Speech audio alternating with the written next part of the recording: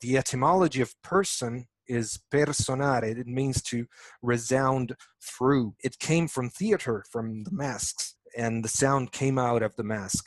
So a person really is a character. Under the character, we all have the same face, basically.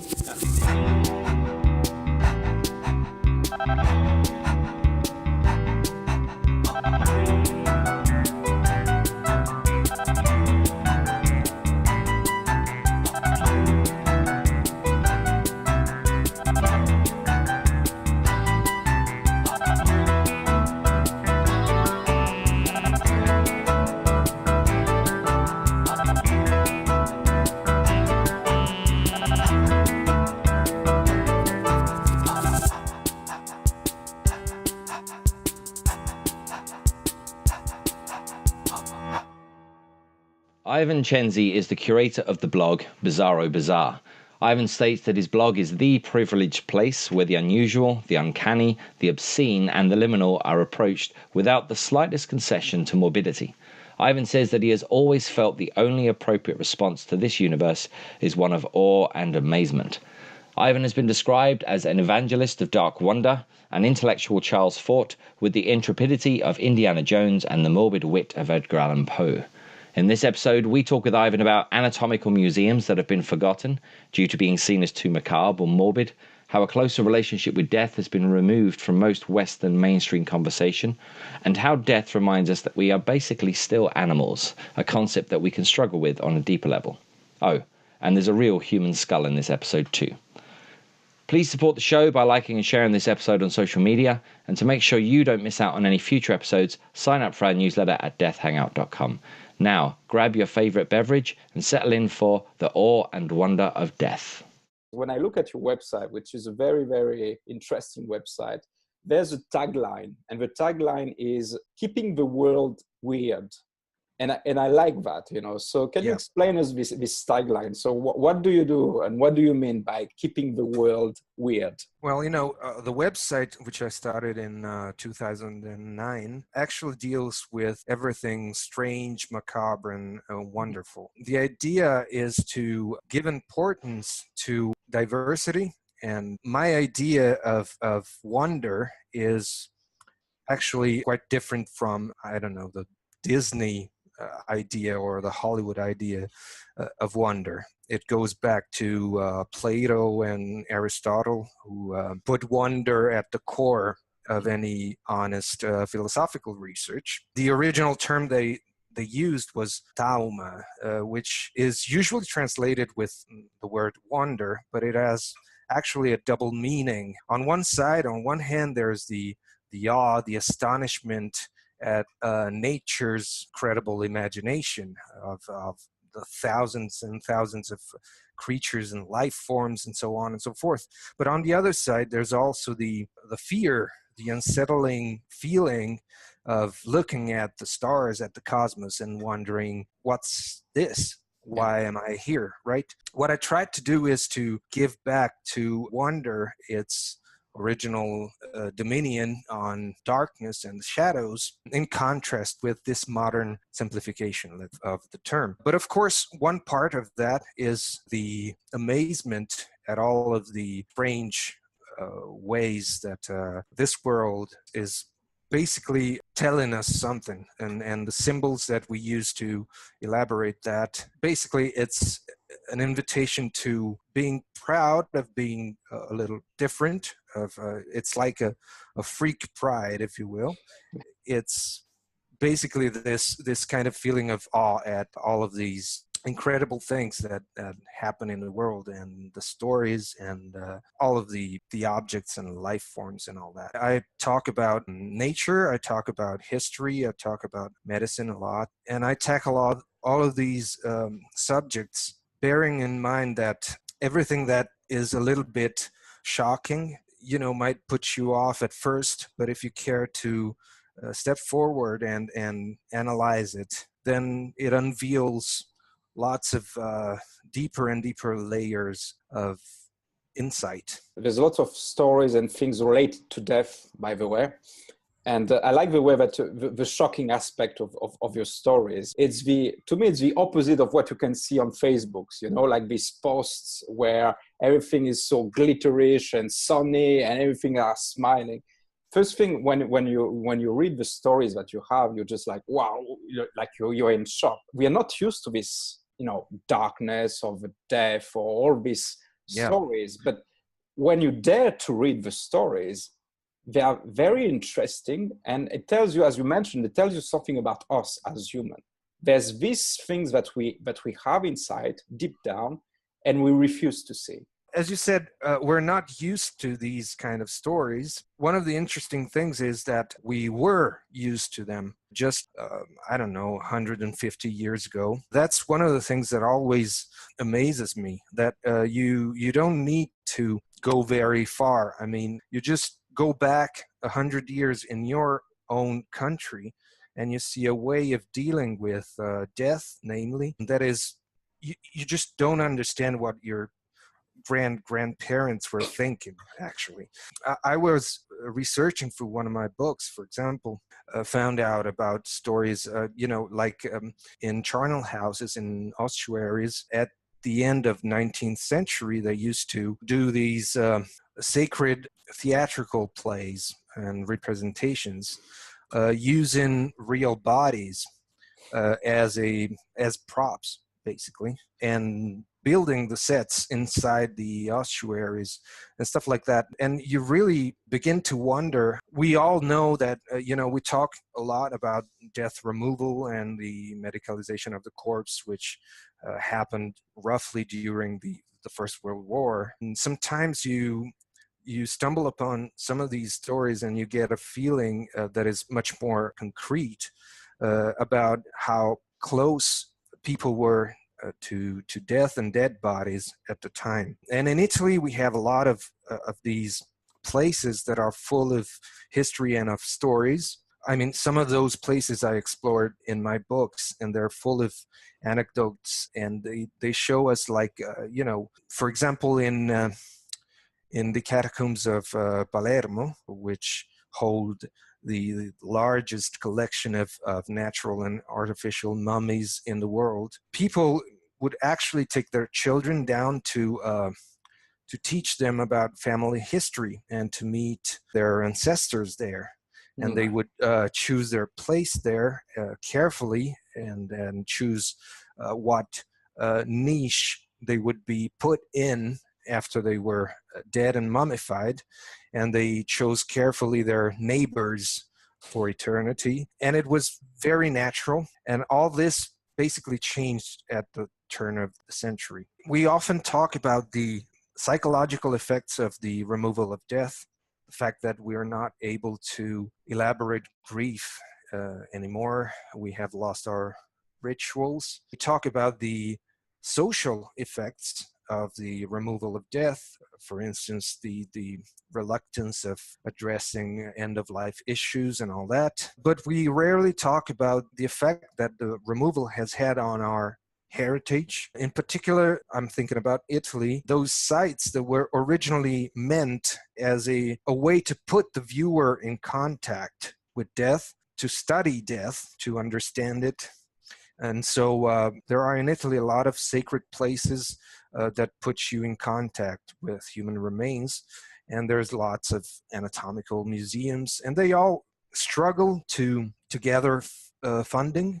They're basically forgotten because they are deemed too macabre or morbid or too unsettling. A part of what I do is trying to raise awareness about these incredible places that we should cherish, and that talk about how our relationship with death and the dead basically changed over time. What impact, Ivan, do you think that's had? You said like the removal of death, sort of the early 20th century, in that we don't talk about it, how we grieve has changed, how we perceive things as being maybe more morbid or macabre.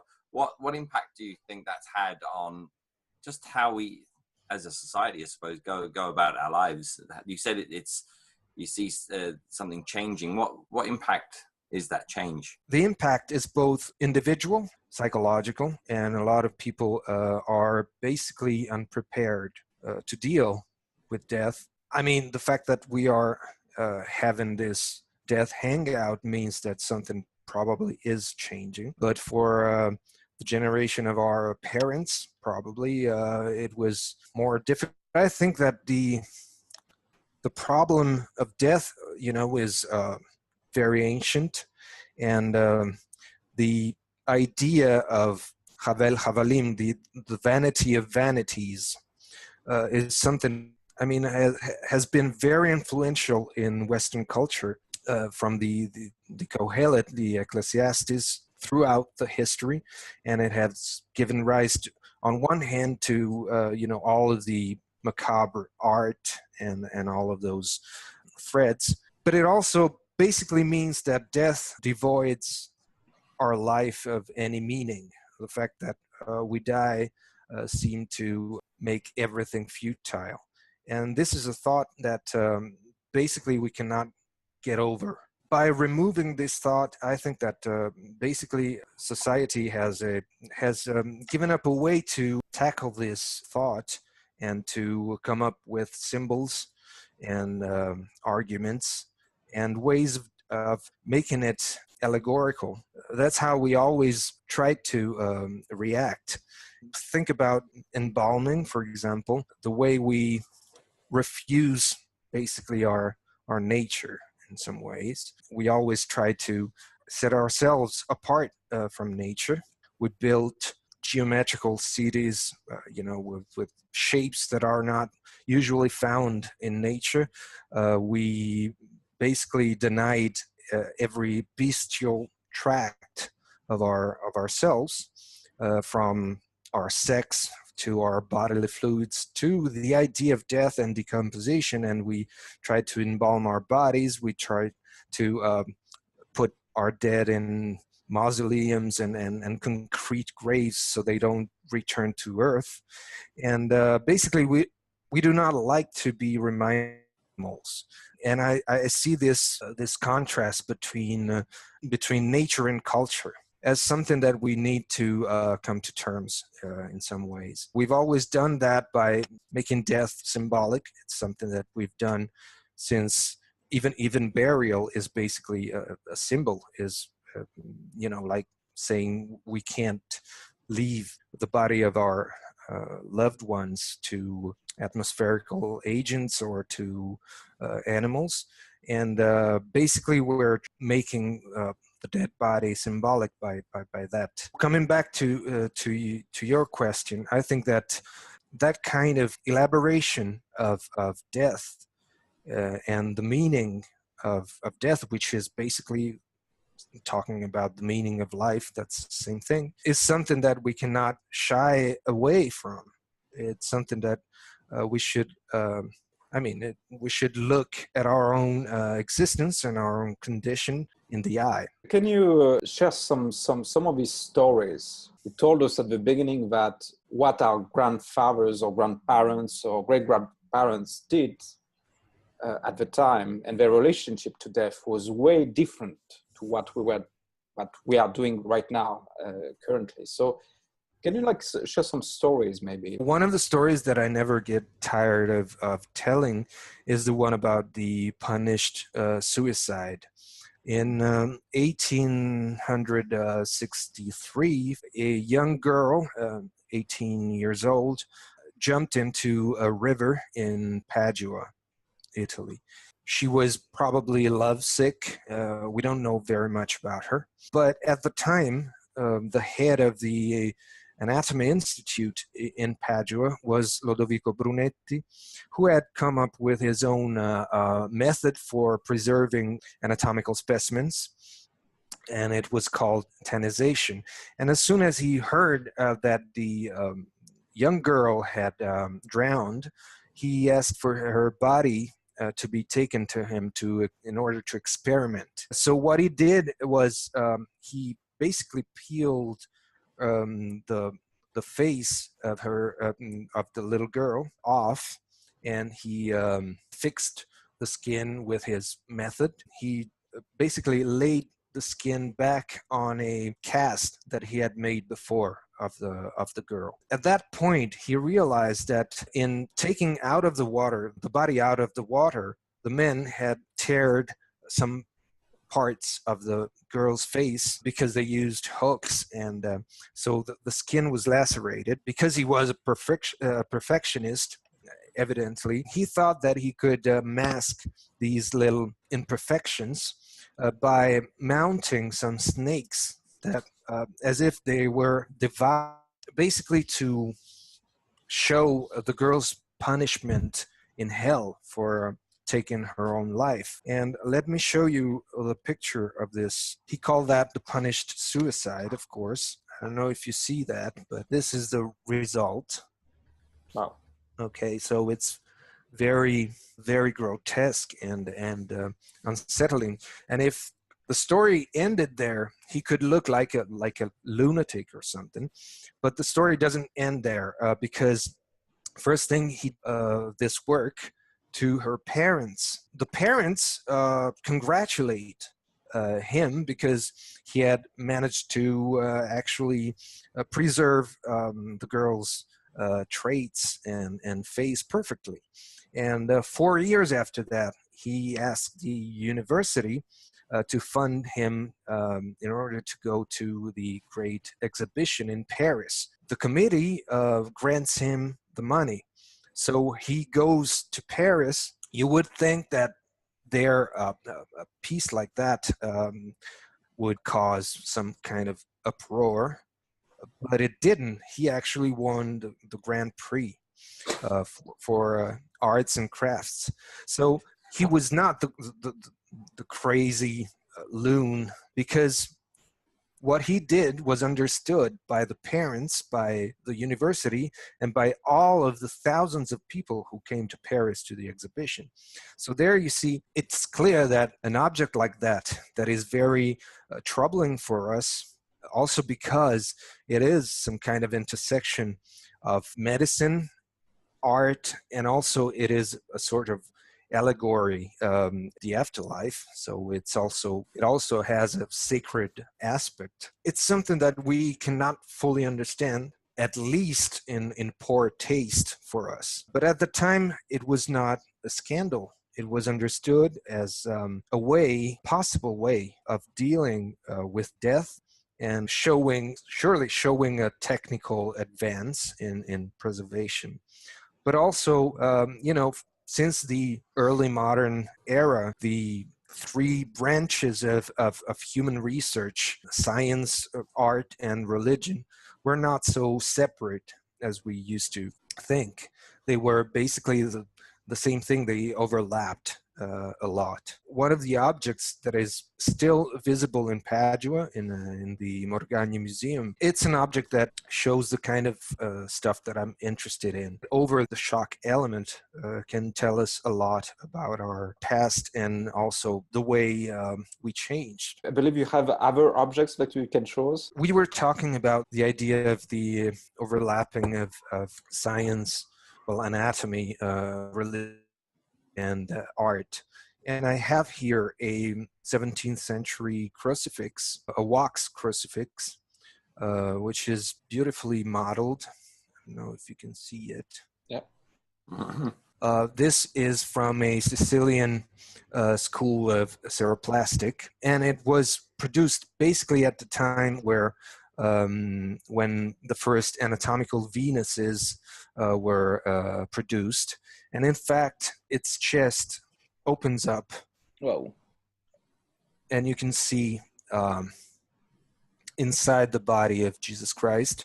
Wow. And this was basically meant to show that Jesus was a man down to his internal organs. And it proves the link between this kind of popular sculpture, religious popular sculpture, and the anatomical wax modeling that came shortly after. And it's also one of those objects, that are basically at the intersection of art, anatomy, and various disciplines. Then I have a postcard, which I really quite shocking too. It's a postcard from the very beginning of the 20th century that shows a capital punishment. There's in China, there's this gentleman Wow. holding the head of a Chinese pirate, and this is actually a postcard that was sent home as a souvenir. I'm really interested in the idea of cruelty. We talked before about ourselves, putting a distance between culture and nature. The fact that we don't want to see ourselves as animals.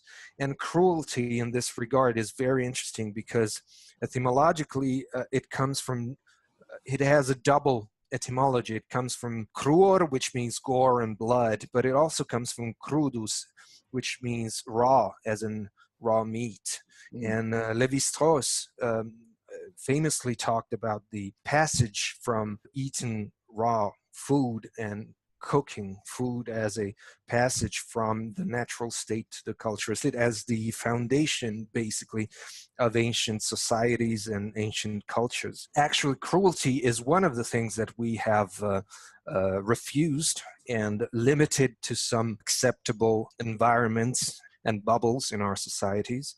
It actually comes back and haunts us. And it's one of those bestial traits that we try so hard to erase but keep coming back. So that's one of the other things that really fascinate me. And then I brought you what I think is the most common but definitive symbol, a human skull, of course. Would you ever touch or hold a human skull in your hand? I never had, actually, to be honest.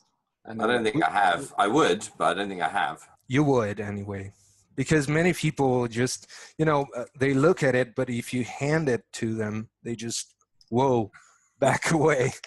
That's a good question, because I don't know how I would react. I never had the occasion, so I'm not sure.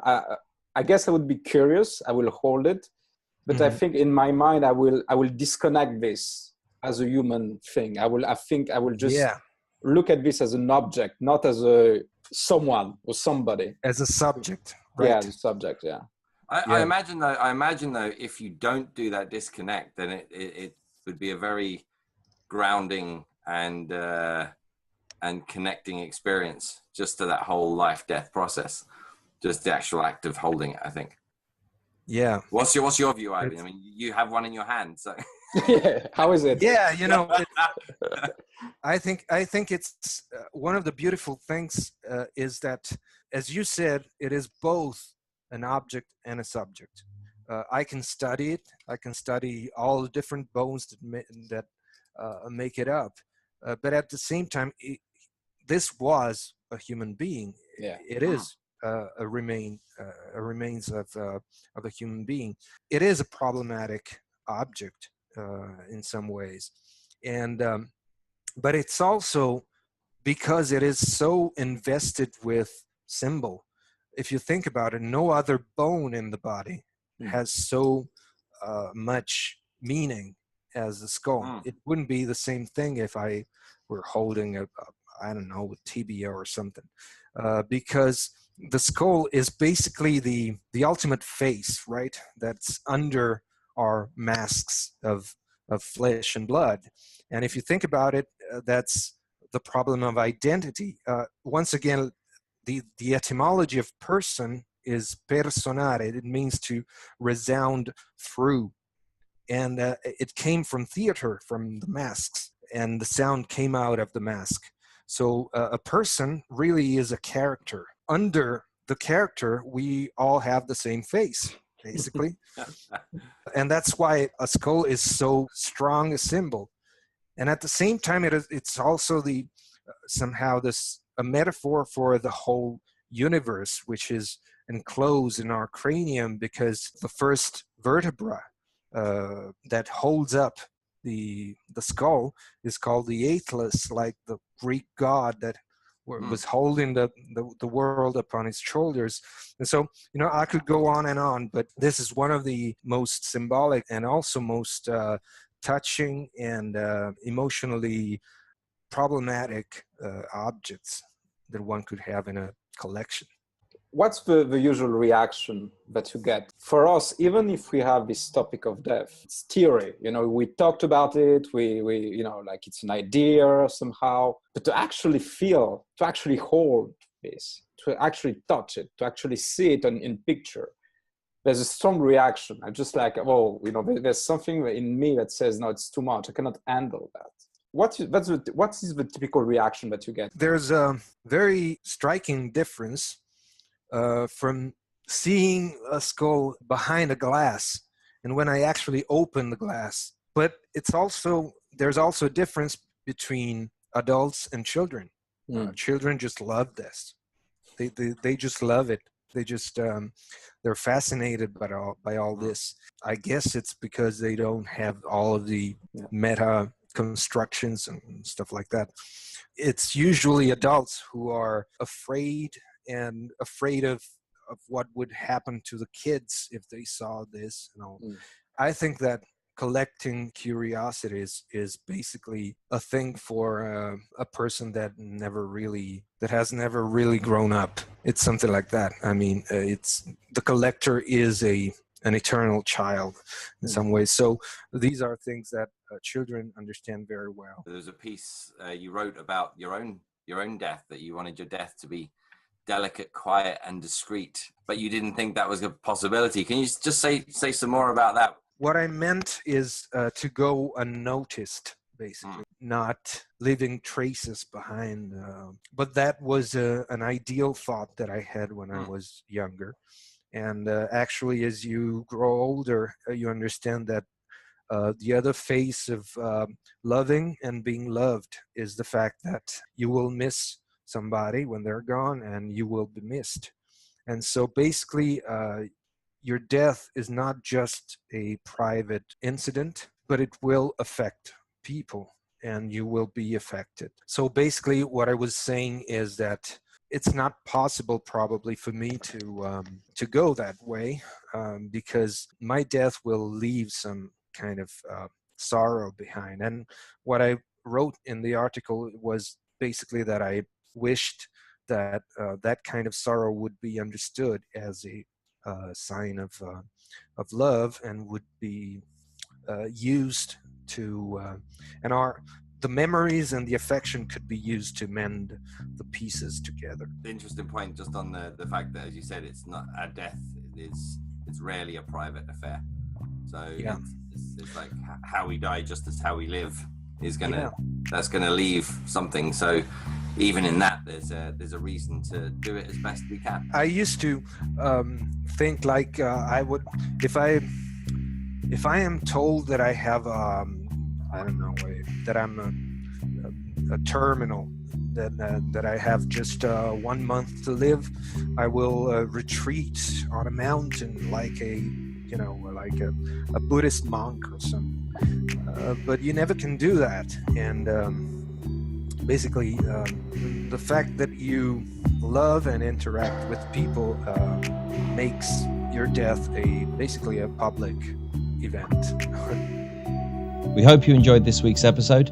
Again, please support the show by signing up at deathhangout.com or clicking on the subscribe button on your screen.